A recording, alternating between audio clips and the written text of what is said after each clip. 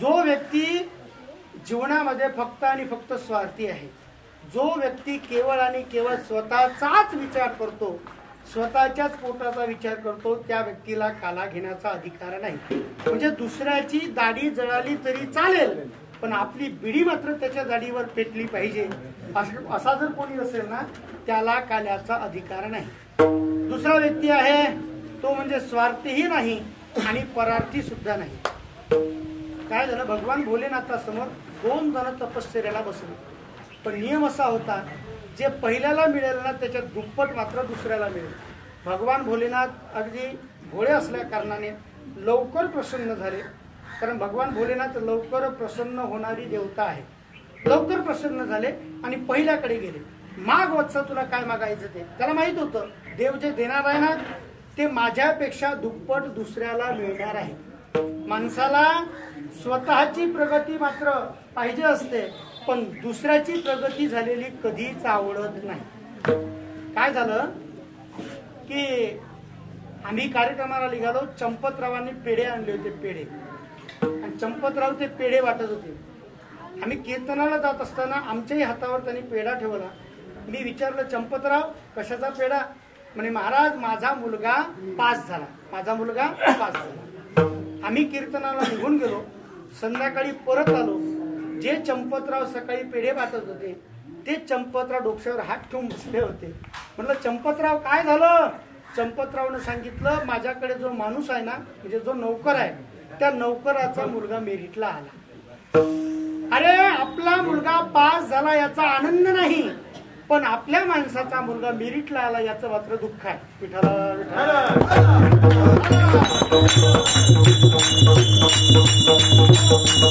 दुसऱ्याचं कधी चांगलं झालेलं आपल्याला पाहावत नाही.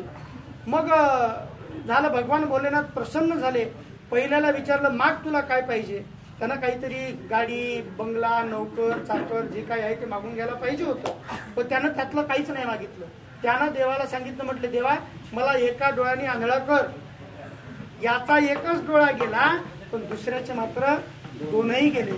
ज्या व्यक्तीला आपलंही नको आहे, दुसऱ्याचंही नको आहे, आपली ती जागा आपलीच आणि दुसऱ्याची हितभर आहे ती आपलीच, असे जे काही माणसं असतात त्यांना कालाचा अधिकार नाही. तिसरा जो वर्ग आहे तो थोडाफार स्वार्थी, थोडाफार परार्थी, पण त्यांनाही काल्याचा अधिकार नाही. पण चौथा जो वर्ग आहे, जो केवळ आणि केवळ परार्थ करतो, जो केवळ आणि केवळ दुसऱ्याकरता जगतो, त्याच व्यक्तीला काल्याचा अधिकार आहे. ते व्यक्ती जर कोण असेल, जगाच्या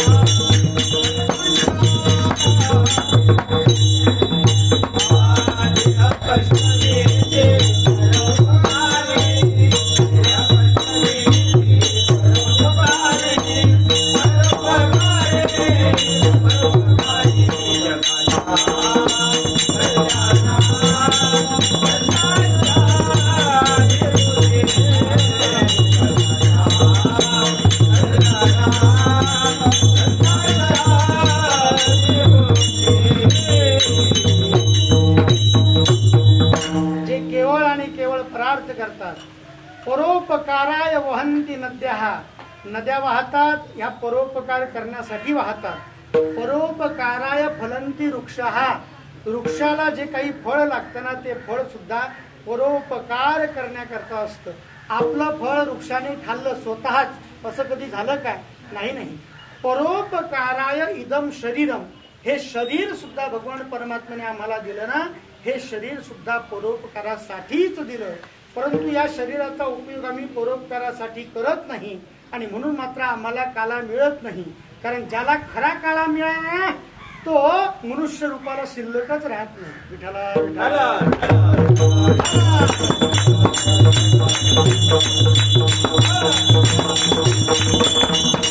चला तर मग आम्हाला काला प्राप्त करून घ्यायचा असेल तर त्याचं चिंतन करावं लागेल. काय आहे त्या भगवान श्रीकृष्ण परमात्माचं चरित्र, काय आहे त्या भगवान परमात्म्याच्या लीला, काय आहे त्या चरित्रामध्ये दिव्यता, हे मात्र जाणून घेण्यासाठी आम्हाला त्याचं स्वरूप बघावं लागेल.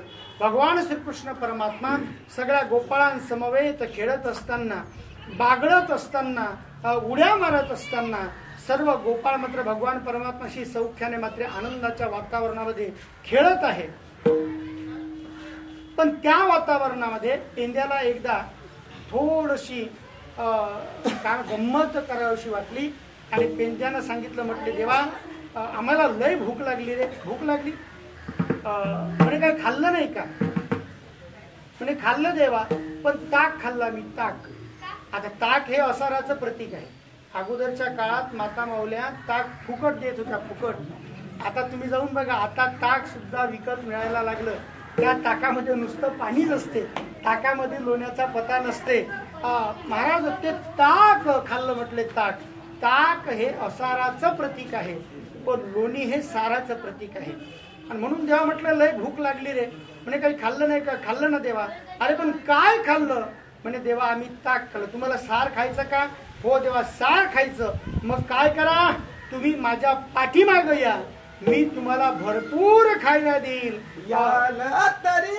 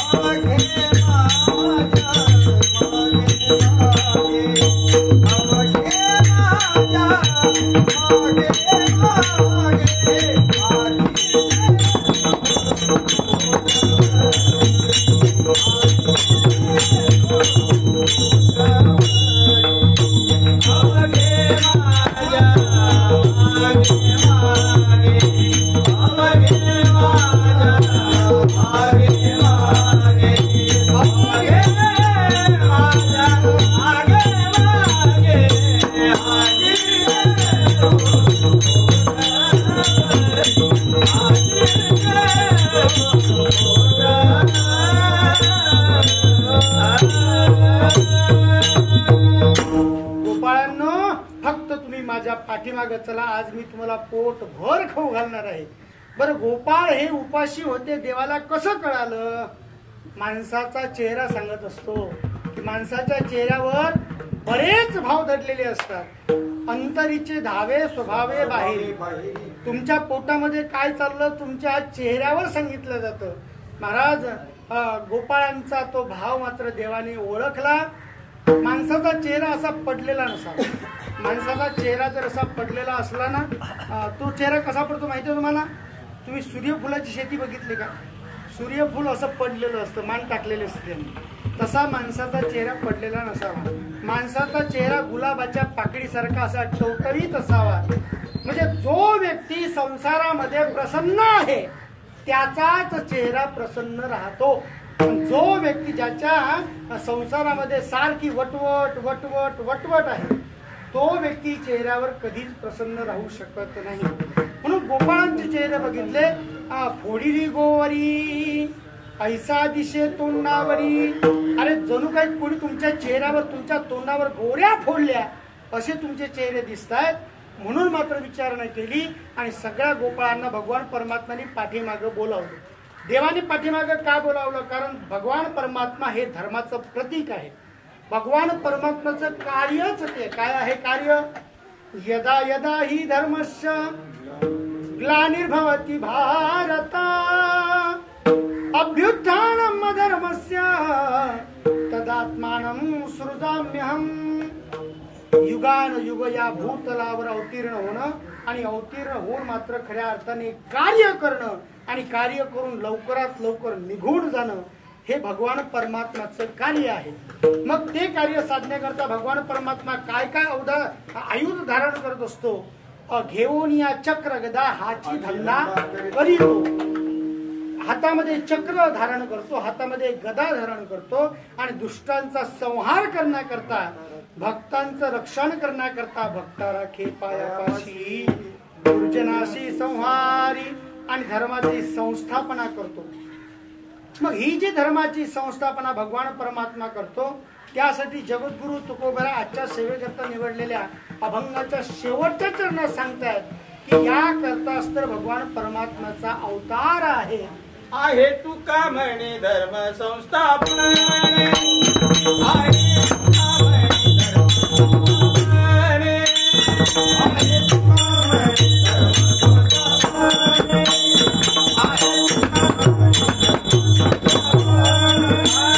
आहे तुका म्हणे धर्म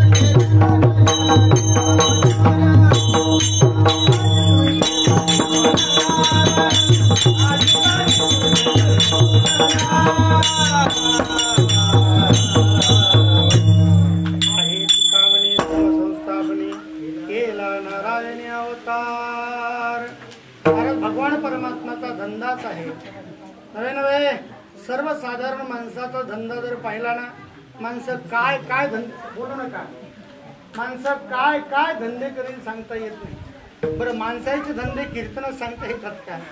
माणसाचे धंदे कीर्तनात सांगण्याचा विषय नाही. पण साधू संतांचा धंदा कीर्तनात सांगता येतो. काय आहे साधू संतांचा धंदा? दिनरजनी हाची धंदा, गोविंदाचे पवाडे. केवळ भगवान परमात्म्याचं नामचिंतन करणं हा आमचा साधू संतांचा धंदा आहे. काही लोक आमच्याकडे बघत असताना म्हणतात, बोलतात आम्हाला, बघा बघा निघाले बगळे, कसे पांढरे शुभ्र वस्त्र घालून आहेत, बघा निघाले बगड्यासारखे दिसत आहेत. अरे आम्हाला जे काही वरून तुपाची धार मिळते ना, ही सुद्धा आम्ही आमच्या कर्मात नाही, आमचा भगवान परमात्मा खऱ्या अर्थानं आम्हाला देतो आहे. कारण आम्ही त्याचं गुणगान करतो म्हणून देतो आहे.